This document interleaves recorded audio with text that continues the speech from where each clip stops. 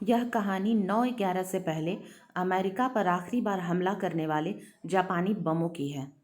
बात द्वितीय विश्व युद्ध में जर्मनी के आत्मसमर्पण के बाद 3 दिन पहले की है, यानी 5 मई 1945 की, जब अमेरिका के ओरेगन राज्य के ब्लाय शहर में 6 लोगों की मौत की खबर आई थी।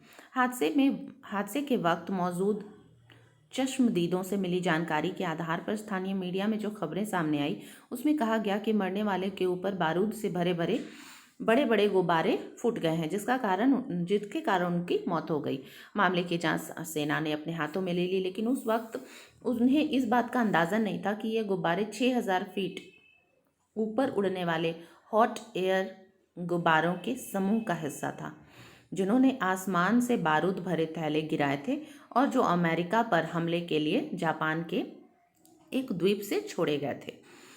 हाल के सालों में युद्ध ने इन हथियारों के अवशेष अलास्का और उत्तर पश्चिमी मैक्सिको के समुद्र तटीय इलाकों में मिले हैं। साल 2001 से 11 सितंबर तक गुब्बारों का ये हमला अमेरिकी सरजमीन पर आखिरी हमला था।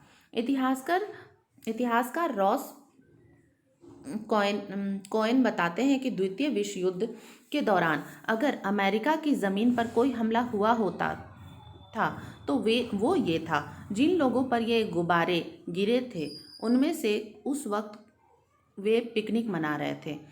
इस कहानी का एक और दिलचस्प हिस्सा बना देता है। वे कहते हैं, लेकिन ये अकेला हमला नहीं था, बल्कि ये एक जटिल हमले की योजना का हिस्सा था, जिसमें ऐसे हथियार भी शामिल थे जो प्रशांत महासागर पार कर अमेरिका पहुंच सके, यहाँ लोगों के मन में डर फैला सके। लेकिन योजना कैसे और इसे लागू कैसे किया गया, ये हमला नाकाम कैसे साबित हुआ। फू गो गुब्बारा बम।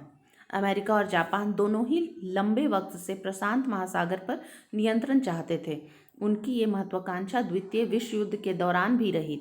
ऐसे में जापान की इंपीरियल आर्मी के नेतृत्व कर रहे जनरल दुश्मन पर हमला करने के लिए नए तरीकों पर विचार कर रहे थे।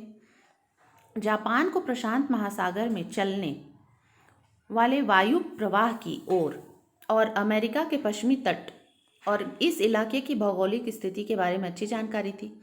अमेरिकी सेना के दस्तावेजों के अनुसार जापान का उद्देश्य था अमेरिका के पश्चिमी तट पर मौजूद जंगलों में आग लगाना, ताकि इससे यहाँ की जनता के बीच डर फैल जाए। वो कहते हैं उन्हें इस बात का यकीन था कि गुब्बारे के जरिए बारूद डालने का उनका तरीका काम करेगा।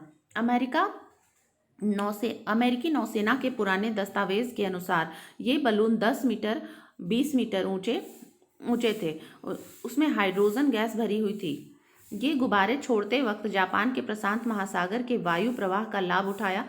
उन्हें पता था कि हवा इन्हें सीधे अमेरिका तक बहा ले जाएगी। अमेरिकी सेना के पुराने दस्तावेजों से पता चलता है कि ये गुब्बारे बेहद हल्के कागज से बने थे, जिन पर सेंसर लगे बम लगाए गए थे। अमेरिकी सेना के पुराने दस्तावेजों से पता चलता है कि ये गुब्बारे बेहद हल्के कागज से बने थे, जिन पर सेंसर लगे बम लगाए गए थे। इनकी ट्यूब्स में बारूद भरा गया था और साथ ही में एक एक्टिवेशन डिवाइस भी लगाया गया था। ये गुब्बारे 12 किलोमीटर की ऊंचाई तक उड़ने में सक्षम थे। एक बार में 7500 किलोमीटर तक की उड़ान भर सकते थे। उस हिसाब से देखें तो ये गुब्बारे एक तरह से इंटर ओशनियनिक रॉकेट थे, जो कुछ देशों के पास हैं। इस वक्त कोई भी इस तरह के हमले की कल्पना भी नहीं कर सकता था।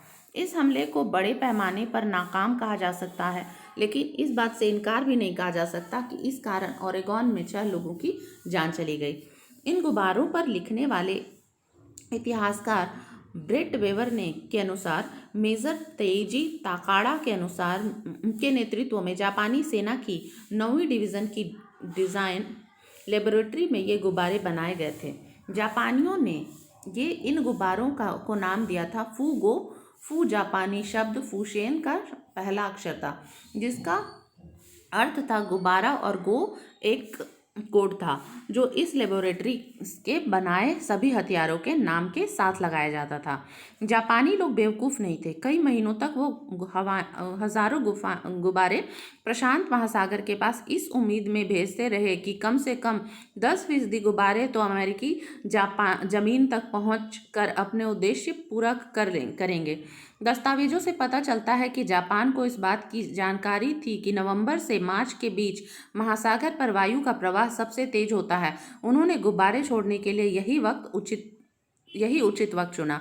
एक बार में गुब्बारे जमीन पर गिरते तो उन्हें आग लग जाती और विस्फोट हो जाता।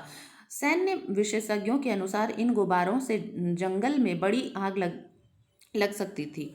उन्हें यह भी डर था कि गुब्बारे जैविक हथियार भी हो सकते हैं। हालांकि बाद में उनकी ये चिंता खत्म हो गई थी। पिकनिक मनाने निकले परिवारों के साथ हादसा। अब तक जितनी जानकारी उपलब्ध है उसके अनुसार गुब्बारे का ये हमला मई 1945 में हुआ, लेकिन सच्चाई ये है कि अमेरिकी वायुसेना को इन गुब्बारों की जानकारी 1944 के आखिरी में हो गई थी, जब उन्होंने द्वितीय विश्व युद्ध के दौरान प्रशांत महासागर में युद्ध में शिरकत की थी। इतिहासकार वेबर अपनी रिसर्च में कहते हैं कि इन गुब्बारों की पहली खेप नवंबर 1944 में छोड़ा गया था और इसी महीने कैलिफोर्निया के सैन पेड्रो शहर में पहली बार इन गुब्बारों को देखा गया था। जनवरी 1945 को सेना के कुछ कर्मचारी ने ओरेगॉन में हुए हमले के बाद विस्तार से बताया था। इसके बाद हमले का मलबा देखा गया और ये साबित करता है कि ये जापानी गुब्बारे थे। देखा जाए तो आज जो संबंध है अमेरिका और जापान का, वह काफ़ी बेहतर है, काफ़ी शानदार है। और अमेरिका के मिलिट्री बेसेस जापान में है। जापान काफ़ी तरक्की कर गया है और अमेरिका और जापान के रिश्ते काफ़ी अच्छे हैं। मगर ये 1945 की बात है। वो कहते हैं ना कि अंतर्राष्ट्रीय स्तर पर कोई भी ना बहुत लंबे समय तक दोस्त होता है, ना ही लंबे समय तक दुश्मन होता है। जय हिंद, जय भारत।